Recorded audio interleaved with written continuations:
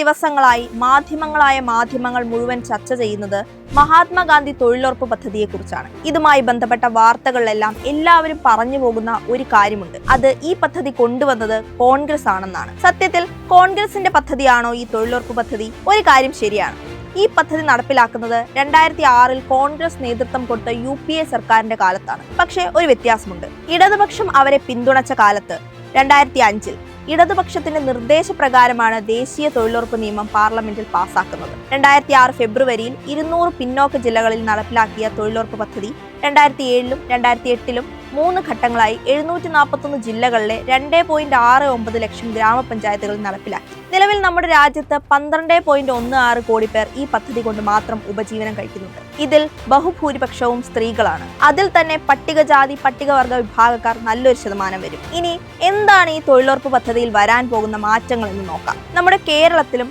രാജ്യത്തിന്റെ മറ്റു ഭാഗങ്ങളിലും പ്രത്യേകിച്ച് നാട്ടിൻപുറങ്ങളിൽ ലക്ഷക്കണക്കിന് സ്ത്രീകളെ സാമ്പത്തികമായി സ്വയം പര്യാപ്തരാക്കിയ ഈ പദ്ധതി എന്നേക്കുമായി നിർത്താൻ 2014 മോദി സർക്കാർ അധികാരത്തിലേറിയ കാലം മുതൽ തന്നെ ശ്രമം തുടങ്ങി. ആദ്യം കോവിഡ് വന്നപ്പോൾ അതിന്റെ മറവിൽ പദ്ധതി നിർത്താൻ ശ്രമിച്ചു. എതിർപ്പുകളെ തുടർന്ന് ആ തീരുമാനത്തിൽ നിന്ന് പിൻവാങ്ങിയെങ്കിലും കോവിഡ് മാറിയ ഉടൻ ഈ പദ്ധതിയുടെ പ്രശ്നങ്ങൾ പഠിക്കാൻ ഒരു കമ്മിറ്റിയെ നിയമിച്ചു. ഈ കമ്മിറ്റി കണ്ടുപിടിച്ച കാര്യങ്ങൾ എന്തൊക്കെയാണെന്ന് അറിയാമോ? അതിൽ പ്രധാനപ്പെട്ടത് കേരളം, തമിഴ്നാട് തുടങ്ങിയ സംസ്ഥാനങ്ങളിൽ തൊഴിലുറപ്പ് പദ്ധതി അനിവാര്യമല്ല എന്നും ഉത്തരേന്ത്യൻ സംസ്ഥാനങ്ങൾക്ക് പ്രാധാന്യം കൊടുക്കണം എന്നുമാണ്. മാത്രമല്ല, ഇപ്പോൾ നടപ്പിലാക്കുന്ന പോലെ രാജ്യത്തെ എല്ലാ സ്റ്റേറ്റുകളിലും ആവശ്യമില്ല.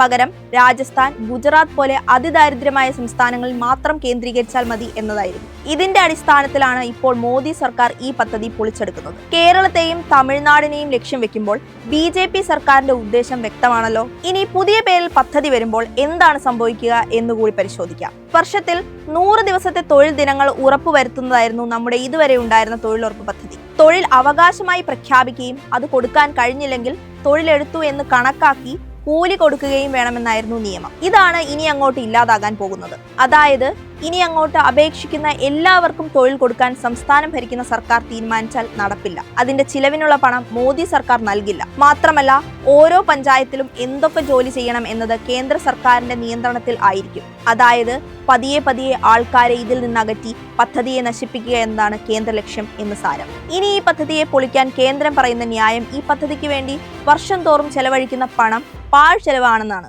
ഈ പണച്ചെലവിന്റെ കണക്ക് പറയുന്ന മോദി സർക്കാർ ചെയ്യുന്നത് എന്തെന്ന് കൂടി നമ്മൾ അറിയണം. ദി ഹിന്ദു പത്രത്തിന്റെ ഈ റിപ്പോർട്ട് നോക്കുക. ഇതനുസരിച്ച് 2015 മുതൽ 2023 വരെ രാജ്യത്തെ വിവിധ കോർപ്പറേറ്റുകളുടെ 14 ലക്ഷം കോടി രൂപയാണ് മോദി സർക്കാർ എഴുതി തള്ളിയത്. അതായത് ബാങ്കുകളിൽ നിന്ന് വായ്പയെടുത്ത് ഈ ലക്ഷക്കണക്കിന് കോടികൾ ഈ കോർപ്പറേറ്റ് ഭീമന്മാർ ഇനി തിരിച്ചടയ്ക്കേണ്ട. ഇനി 2015 മുതൽ 2025 വരെയുള്ള 10 വർഷം കേന്ദ്ര സർക്കാർ എഴുതി തള്ളിയ കോർപ്പറേറ്റുകളുടെ തുകയാവട്ടെ 16.35 ലക്ഷം കോടി രൂപ.